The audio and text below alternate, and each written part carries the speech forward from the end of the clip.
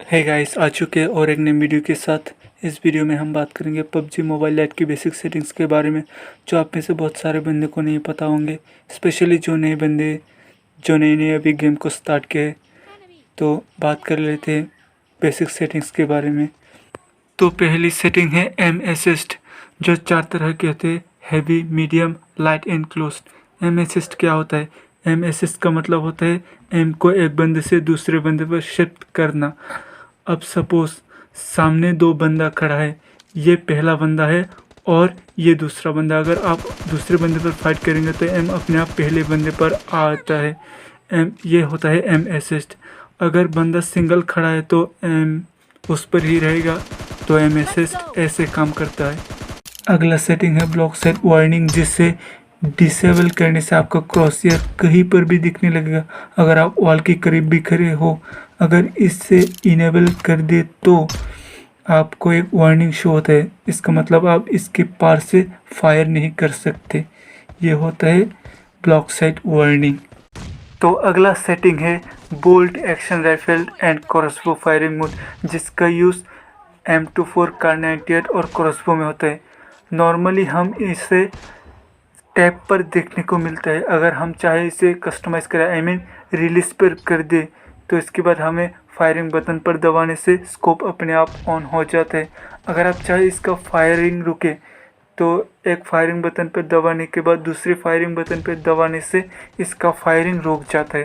तो ये होता है bolt action rifle and crossbow firing mode का काम।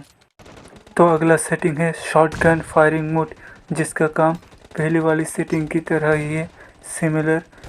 फ़र्क ये है कि इस पर फायरिंग बटन पर दबाने से स्कोप ऑन नहीं होता और ये शॉटगन के लिए है। तो अगला सेटिंग है पिक एंड फायर की, जो नॉर्मली डिसेबल मिलता है। अगर हम इसे एनेबल कर दे तो पिक का ऑप्शन आ जाता है। टीपीपी ले सकते हो, टीपीपी लेके पिक करके मार सकते हो आप एनिमी को। और इसके बाद आता है पिक एंड ओपन स्कोप, जिसे एनेबल करने से आप अगर पिक करो तो आपका स्कोप ऑन हो जाता है। इसके बाद आता है पिक ऑप्शंस टैप टू लीन, जिसका मतलब है आपको पिक करने के लिए ओनली पिक ऑप्शन पर टैप करना पड़ता है, तो कैरेक्टर अपने आप पिक हो जाता है।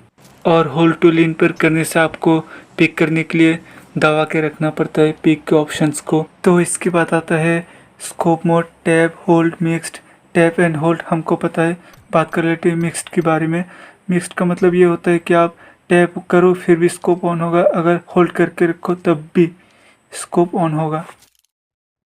और नेक्स्ट है display left side fire button, जो ऑलवेज ऑन पर मिलता है। अगर हम इसे क्लोज कर दे तो लेफ्ट साइड की फायर बटन गायब हो जाता है। और अगर हम इसे स्कोप ऑन पर कर दे तो स्कोप ऑन करने के बाद ही हमारा लेफ्ट साइड की फायर बटन दिखने लगता है। इसे ऑलवेज ऑन पर रखना है।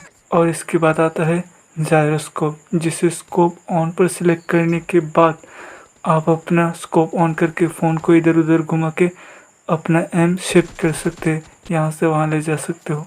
और अगर हम जायरोस्कोप को ऑलवेज ऑन पर कर दे तो एम कंट्रोल करने के साथ साथ जो हमारा ये कैरेक्टर है ना, फ़ोन को इधर उधर घुमा के हमारे कैरेक्टर को भी हम इधर उधर ले जा सकते हो।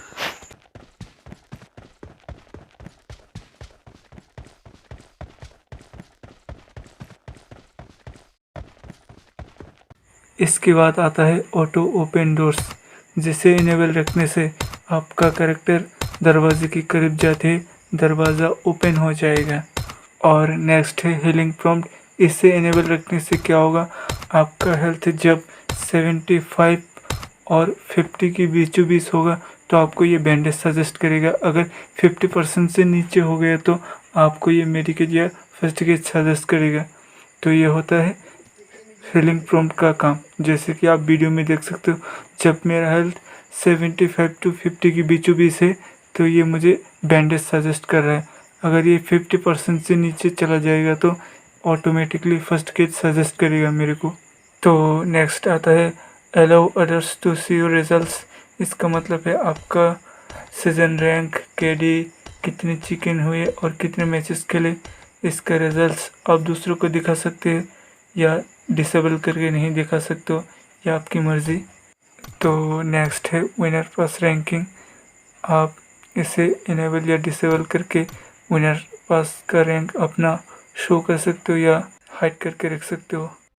तो नेक्स्ट है क्विक आइटम्स, जिसे ओपन रखने से आप ग्रेनेड, मोलिटॉप, स्मोक वगैरह को थ्रू करने के लिए आपको थोड़ी सी टैप करके होल्ड करके रखना पड़ता है, तभी आपका ग्रेनेड स्मोक थ्रू होता है।